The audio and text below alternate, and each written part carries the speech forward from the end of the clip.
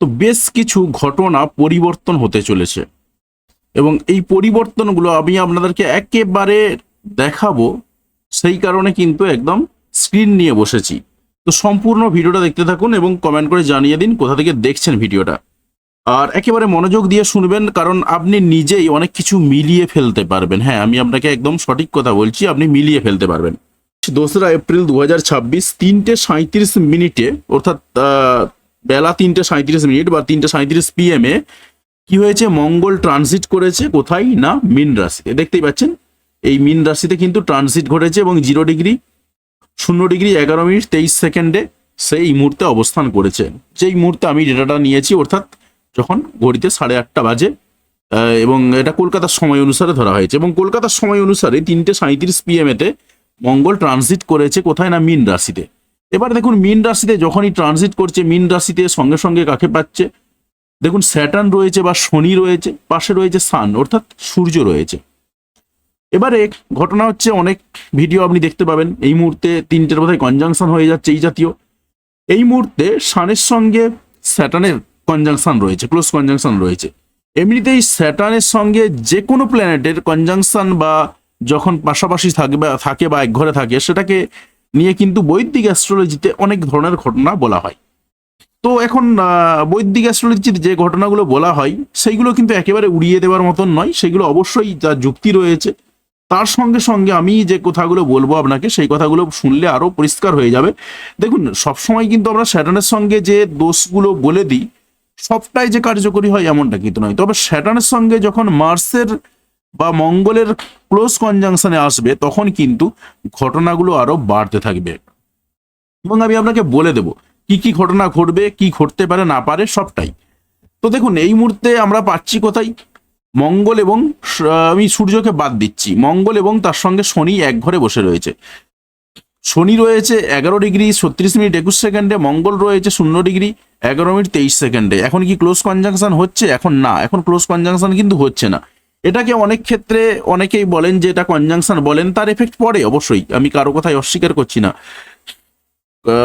তাদেরও কিন্তু এটারও কিন্তু প্রভাব পড়ে, কিন্তু প্রভাবটা অনেক কম পড়ে। তাহলে প্রভাবটা কখন বেশি পড়ে? প্রভাবটা পড়ে তখনই যখন এরা একেবারে কাছাকাছি ডিগ্রিতে অবস্থান করে। অর্থাৎ আমি যদি এটাকে ডিলিট করে দিই বা এটা যদি থাকে পাশাপাশি, কোনো অসুবিধা নেই। এবং তার সঙ্গে সঙ্গে যদি আমি আরো বেশ কয়েকটা ঘটনা দেখিয়ে দিই, দেখুন আমি আরো একটা চার্ট এখানে ইনসার্ট করলাম। সেই চার্টটাতে কি দেখাচ্ছে দেখুন, এখানে মঙ্গল রয়েছে 4°27:02, শনি রয়েছে 12°16:52।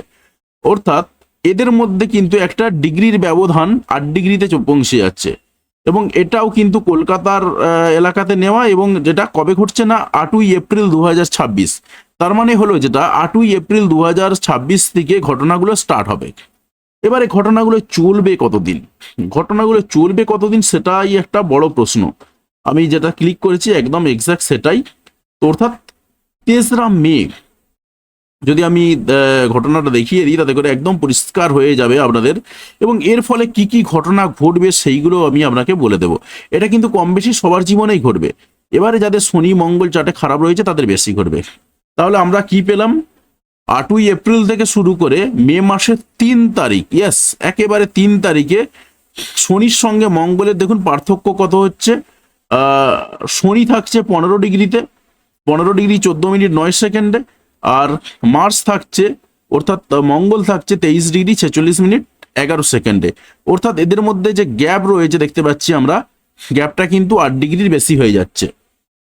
15, 16, 17, 18, 19, 20, 21, 22, 23 একদম 8° হচ্ছে।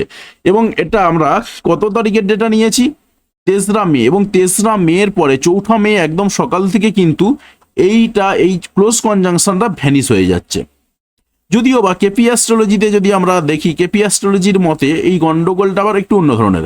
এই ঘরটা শুরু হচ্ছে 17° থেকে, তাই হিসাব মতন এই ঘরটা যেহেতু 17° থেকে শুরু হচ্ছে আর এটা 15°তে রয়েছে, তাই হিসাব মতন কিন্তু পাশাপাশি নেই। এই জিনিসটাও কিন্তু প্রভাব পড়ে। অর্থাৎ স্যাটার্ন হিসাব মতন আবার কিন্তু আগের ঘরটাকে ইন্ডিকেশন করবে। তাই এখানেও কিন্তু ক্লোজ কনজাংশন সেই জায়গায় দাঁড়াচ্ছে না। আমি বাদ দিলাম সেই সমস্ত কথা, কারণ এগুলো অত্যন্ত জটিল বিষয়, কারণ এই কথাগুলো অনেকে শুনতে অভ্যস্ত নয়। যেহেতু শুনতে অভ্যস্ত নয়, তাই স্বাভাবিকভাবে অনেকে বলবে যে এই ভাই কি বলছে এইসব, এই তো হয় না, এগুলো তো হয় না, হতে পারে না। তো আমি সেই বিতর্কেও যাচ্ছি না। আমি কেপির যে সিস্টেম, আমরা যে রাশিফলগুলো বলি, সেখানে অবশ্যই বৈদিক সিস্টেমেই থাকে, কিন্তু কেপি সিস্টেমেও মাঝে মধ্যে আমরা ইনসার্ট করে ফেলি, কেপি সিস্টেম বলি তার মধ্যে।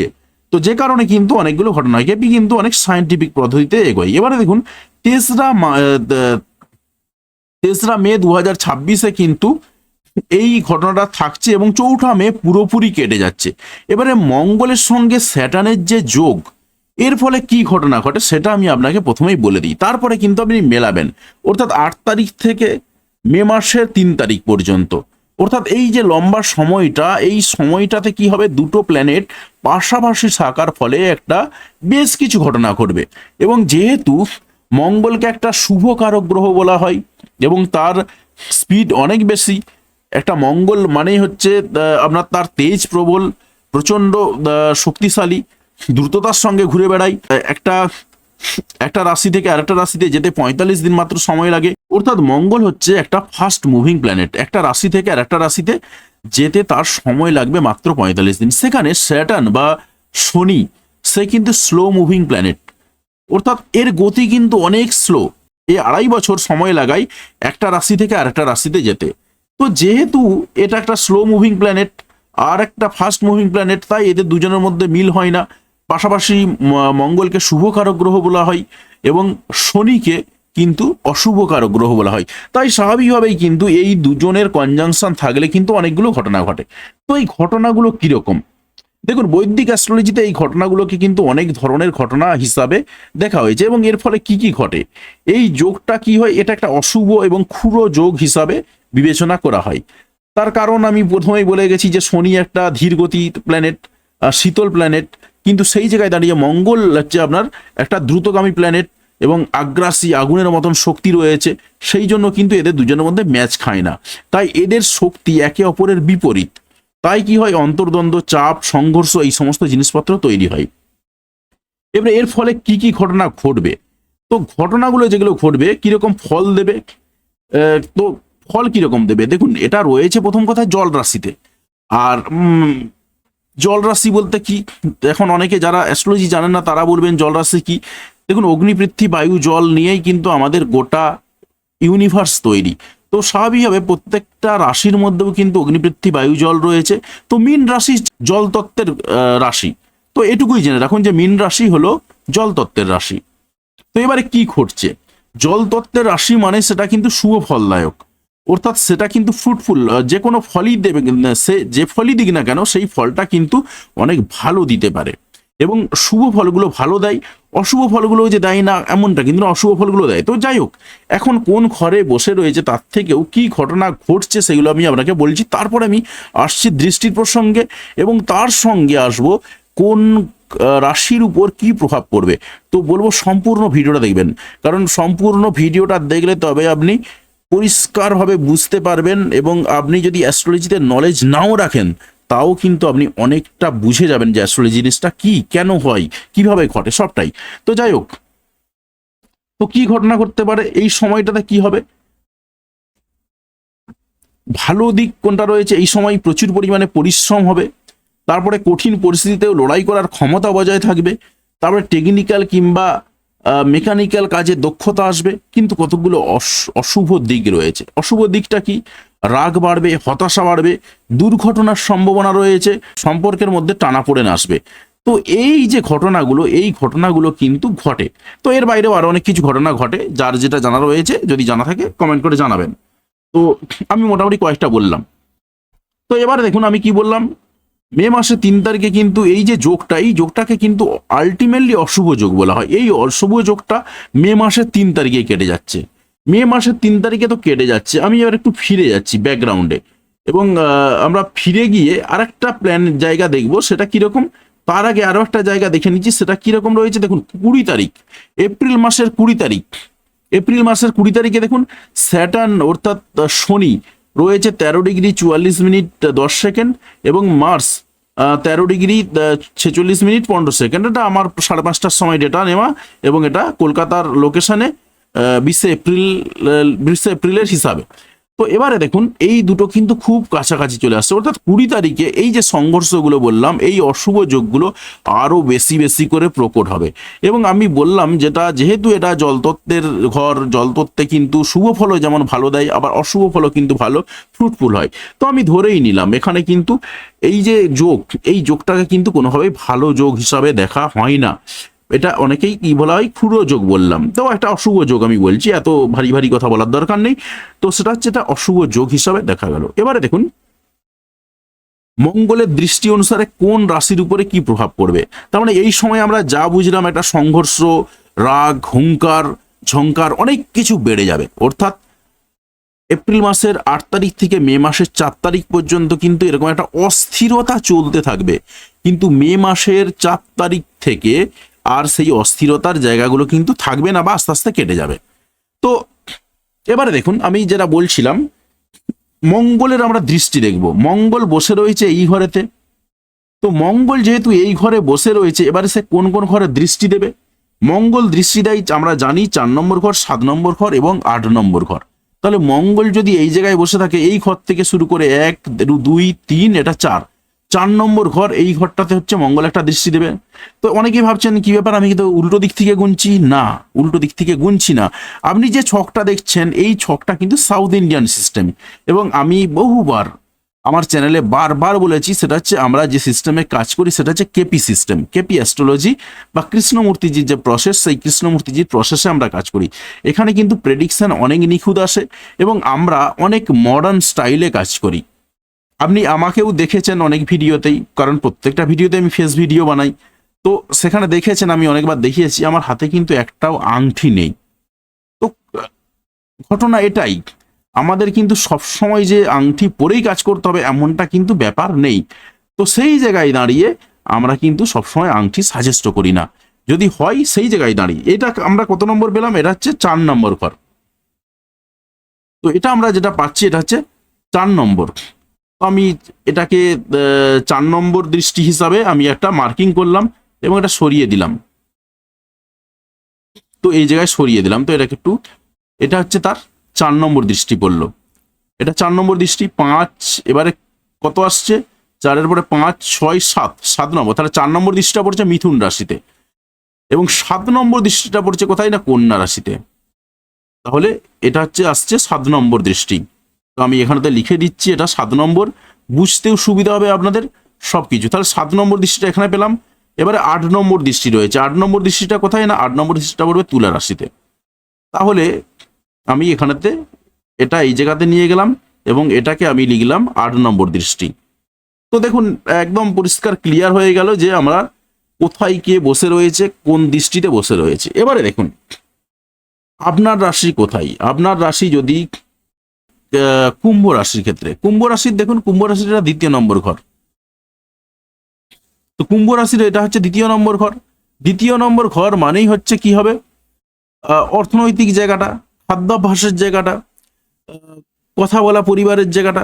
তো অর্থনৈতিক জায়গার হঠাৎ করে উন্নতি হলেও হতে পারে, তবে উন্নতি কাদের হবে, যেহেতু এখানে স্যাটার্ন রয়েছে, তাই যারা পরিশ্রমী, যারা পরিশ্রম করেন তাদের উন্নতি হবে, সবার হবে না।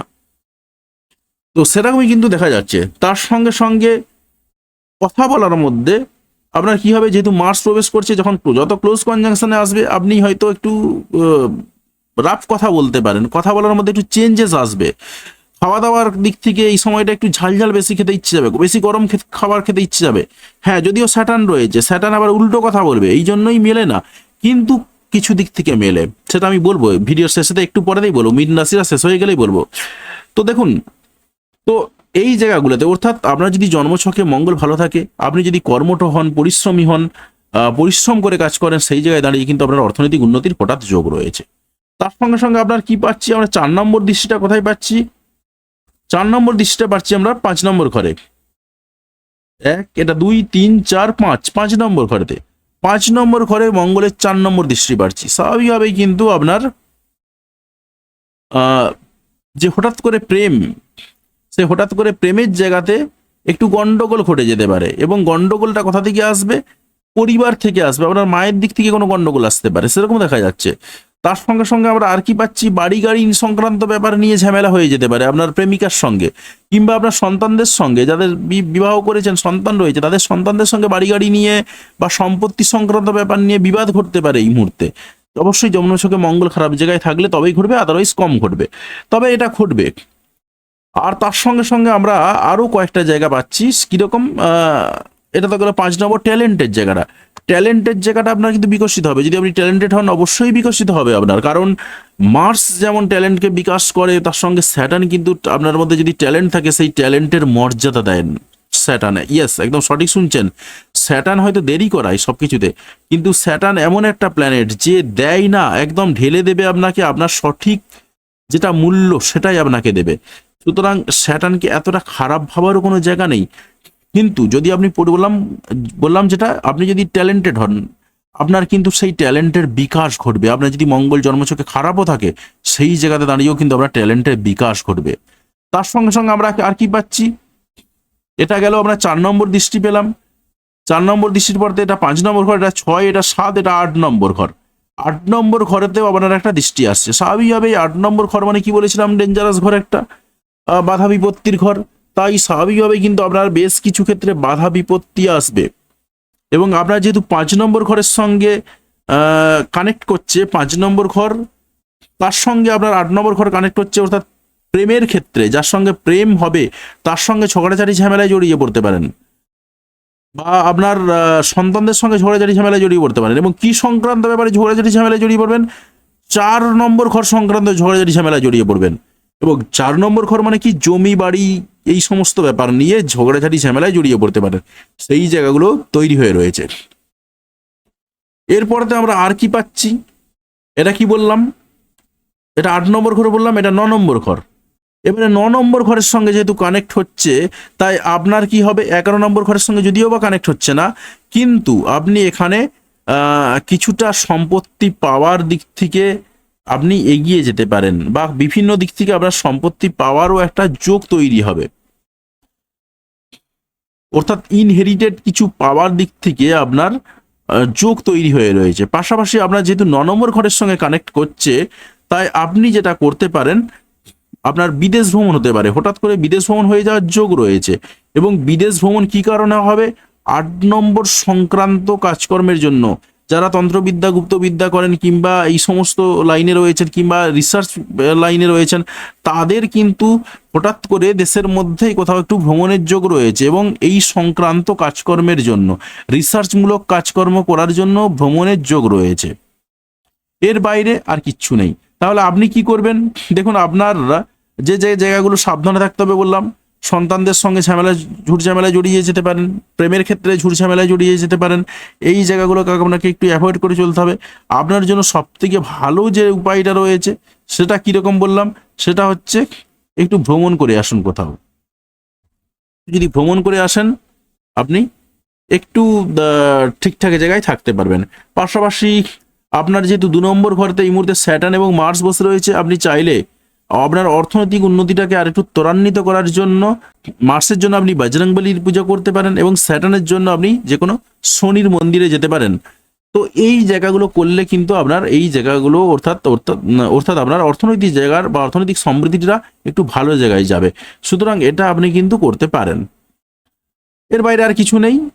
যেটা বললাম, আপনি যদি রিসার্চ লাইনে কাজকর্ম করে থাকেন বা কোনো রিসার্চের কারণে আপনি একটু আপনি একটু দেশের মধ্যে ভ্রমণ করে আসতে পারেন। এবারে আমি আপনাকে একটা কথা বলে দিই, সেটা হচ্ছে যেটা বলছিলাম যে মঙ্গল এবং শনি এক ঘরে থাকা মানেই একটা মারমার কাটকার ব্যাপার, যেটা অনেকেই বলে থাকেন বা অনেক কিছু করে থাকেন। এমনটাই কি ঠিক? আমি বলবো এমনটা পুরোপুরি ঠিক নয়। তার কারণ দেখুন, আমি এক্ষুনি আপনাকে বুঝিয়ে দেবো, এবং আপনিও আমার সঙ্গে একমত হবেন, এবং একমত হতে বাধ্য হবেন। তার কারণ রয়েছে। কি কারণ? আমরা কি জানি, মঙ্গল কোথায় যে এসে নিচস্থ হয়? চন্দ্রের রাশি কর্কটে। এবং কোথায় গিয়ে উচ্চস্থ হয়? ঠিক এর উল্টো দিকে, অর্থাৎ মকর রাশিতে, সমসপ্তমে। অর্থাৎ এখান থেকে যদি আমি গুনতে থাকি 1 2 3 4 5 6 7, মকর রাশিতে এসে উচ্চস্থ হয়। মকর রাশির লর্ডকে স্যাটার্ন নিজে অর্থাৎ শনি হচ্ছে মকর রাশির লর্ড। কেন মঙ্গল এখানে এসে উচ্চস্থ হয় জানেন? তার কারণটা আপনি শুনে নিন। শনিদেব কি? শনিদেব হচ্ছে কর্মফলের দেবতা। আপনি জানেন যে শনিদেব মানে হচ্ছে কর্মফলের দেবতা। তো কর্মফল যিনি করেন তাকে শনিদেব পছন্দ করেন, অর্থাৎ যিনি পরিশ্রমী তাকে শনিদেব পছন্দ করেন। মঙ্গল হচ্ছেন পরিশ্রমী ব্যক্তি। মঙ্গল কি বললাম, যারা সেনাবাহিনীতে কাজ করেন, আমি কথা বলতে বলতে অনেক কিছু বলে গেছি। সেনাবাহিনীতে যারা কাজ করেন, যারা পুলিশে কাজ করেন, আর্ম ফোর্সে রয়েছেন, এরা কি? এরা সব মঙ্গলের জাতক। এদের প্রচুর পরিশ্রম করেন এনারা। এরা কি হয়? এরা সব মঙ্গলের জাতক। এনারা কিন্তু মঙ্গলের জাতক বলতে এনারা সব মঙ্গলের প্রভাবাধীন ব্যক্তি আর কি। তো জাতক বললে ভুল হবে, মঙ্গল প্রভাবাধীন ব্যক্তি। তো প্রচুর পরিশ্রম করেন এবং মঙ্গল হচ্ছে সৈনিক, মঙ্গল হচ্ছে সেনাবাহিনীর লোক, মঙ্গল হচ্ছে কে? মঙ্গল হচ্ছে সেনাপতি। তো মঙ্গলের কিন্তু পরিশ্রম অনেক বেশি। তো মঙ্গল প্রচুর পরিশ্রম করেন, যে কারণে মঙ্গল কি হয় আপনি দেখবেন, শুনে থাকবেন, যারা মাঙ্গলিক হন, এবং আমার ভিডিওতে রয়েছে যে যারা মাঙ্গলিক হন, মাঙ্গলিক হওয়া কিন্তু এখন ভালো, যারা মাঙ্গলিক হন তারা কিন্তু প্রচুর এনার্জেটিক ব্যক্তি হন, এই কারণেই হয়ে থাকেন। তো মঙ্গল যাদের ভালো জায়গায় রয়েছে তারা কিন্তু এনার্জেটিক পার্সন হয়ে থাকেন, কাজকর্ম করেও হাঁপিয়ে উঠবেন না। তো যে কারণে মঙ্গলকে শনিদেব পছন্দ করেন, আর শনিদেব মঙ্গলকে পছন্দ করেন বলেই কিন্তু শনিদেব তার নিজের ঘরে মঙ্গলকে উচ্চ স্থানে জায়গা দিয়েছে। এই ঘরটা কার? এই ঘরটা বৃহস্পতির ঘর। বৃহস্পতি রয়েছে এখন এইখানেতে। এই বৃহস্পতির ঘরেতে এখন স্যাটার্ন রয়েছে, মার্স রয়েছে। বৃহস্পতির ঘরেতে মার্স যে সুবিধাটা পাবে, স্যাটার্ন হয়তো সেই সুবিধাটা পাবে না। তাই মার্স তার নিজের বা মঙ্গল তার নিজের ক্যারিসমা দেখাতে পারবে, স্যাটার্ন হয়তো অতটা পারবে না। কিন্তু একদমই কি পারবে না? অবশ্যই পারবে।